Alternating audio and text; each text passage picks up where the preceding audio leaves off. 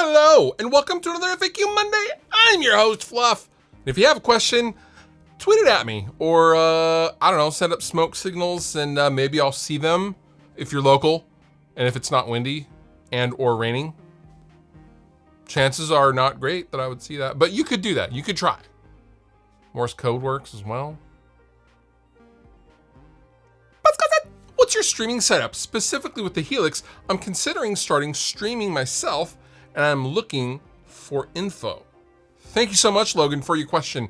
My streaming setup has kind of been evolving as I have been kind of figuring this stuff out myself for what works best for me.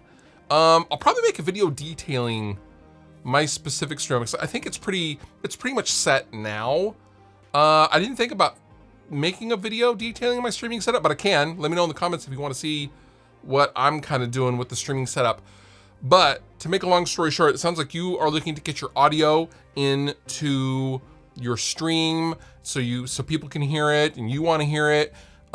Use a couple of different pieces of software. So basically, I'm running my Helix into my interface, and then I am using a program called Loopback, and that is basically a much better, more modern version of the old app called Soundflower. It's basically an aggregate audio mixer, and you can route internal computer audio to wherever you need it to go. So in my case, I'm routing my system audio to you guys as well as myself, so you guys are hearing the system output, not just an input for any specific input number on my interface, if that makes sense. This would make more sense if I was explaining it on a full-blown video, but for this purpose on FAQ Monday, I am basically using an app called Loopback so you guys can hear what I'm hearing, if that makes sense. For the purposes of a live stream, this works very well. It's seamless, and it integrates with most everything very well. If you could bring back any original lineup from the grunge scene, who would it be? Ooh, Ethan with the tough questions. I mean, when I first saw this question, I thought, it would probably be, I don't know. Initially, I thought, oh, Nirvana. Honestly, it wouldn't be Nirvana, even though Nirvana was like the reason why I finally went, okay, that's it. I am picking up the guitar. For me, it would be Alice in Chains, the original lineup of Alice in Chains, the 1992 version of Alice in Chains, the lineup that was just on fire, both in terms of their songwriting ability and their live performance ability. I would give anything to see Lane Staley fronted in the prime Alice in Chains. That's who I would see. Followed second by probably Nirvana, maybe if they were playing like on a good night, because they weren't always a consistent band. 1992 Pearl Jam would be insane, but to answer your question, the original lineup of Alice in Chains, that's who I would see. Oh, that'd be amazing. You never said, who's Chelsea? So Chelsea, in reference to the Dragged Under song of the same name, is the fiance of Dragged Under singer Tony Kapaki. And she can be seen very briefly in the very beginning of the music video. But yeah, Chelsea is Chelsea Brown, who's awesome, Chelsea knows I love her. Hi, Chelsea, if you're watching this. Harchi, miss you. And she's also, in addition to being the fiance of Tony, my favorite part of knowing Tony.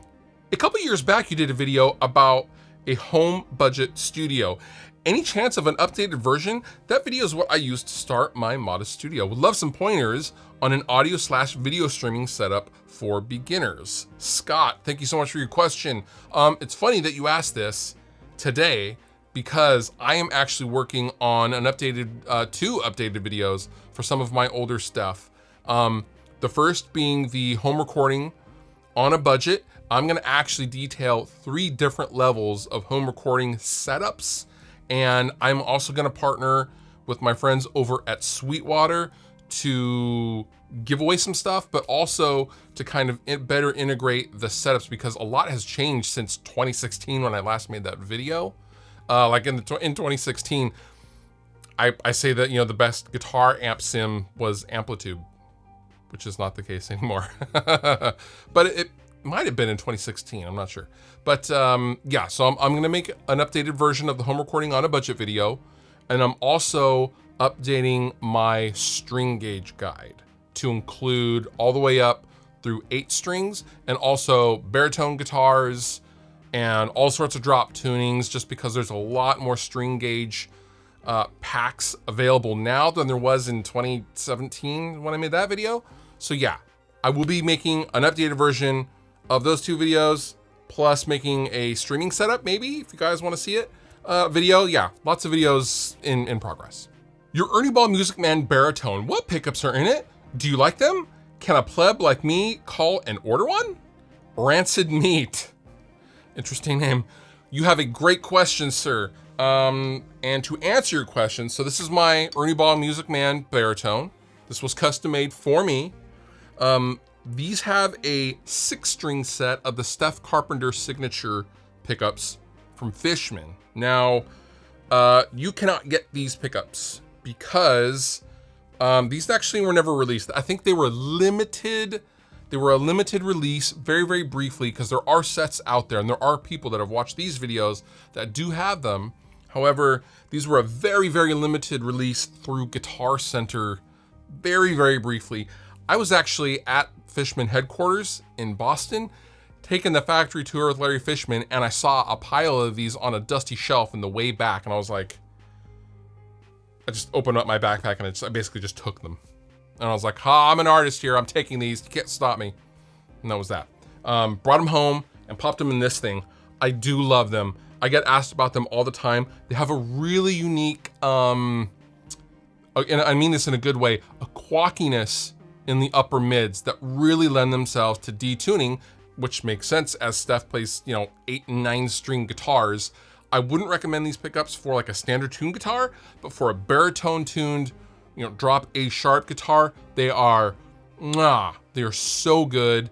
I believe they might be changing Steph's pickups at some point. I'm not really sure about that, but as far as these pickups, I'm sorry, you can't get them. What gear have you sold that you wish you could get back? Ooh, the Tubby Guy. Thank you so much for your question, sir.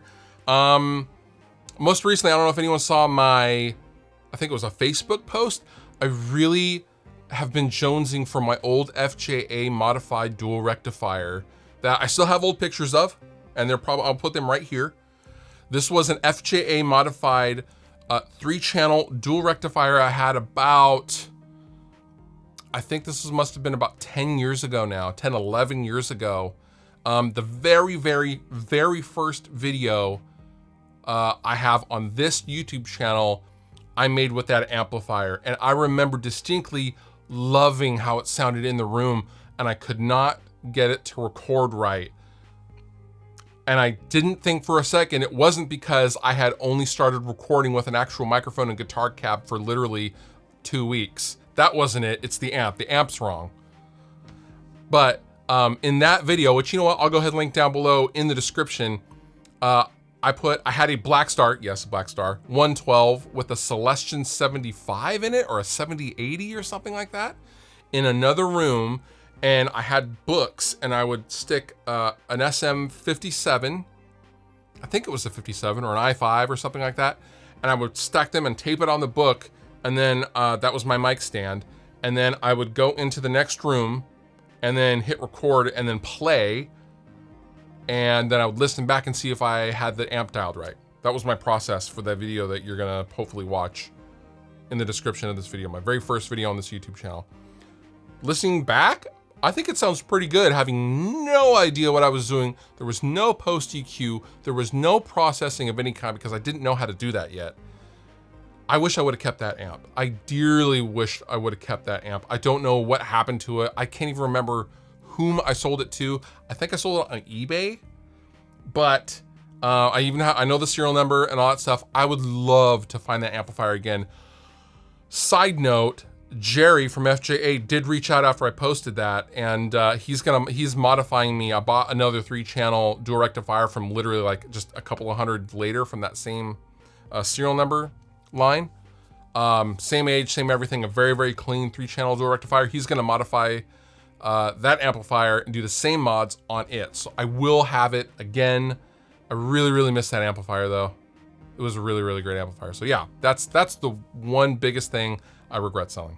And that does it for this episode of FAQ Mondays. If you have a question, feel free to leave it on down below or tweet at me. Hanging out on Twitter a lot. And don't forget to subscribe as well. Dad would really appreciate it. And with that, fluff out.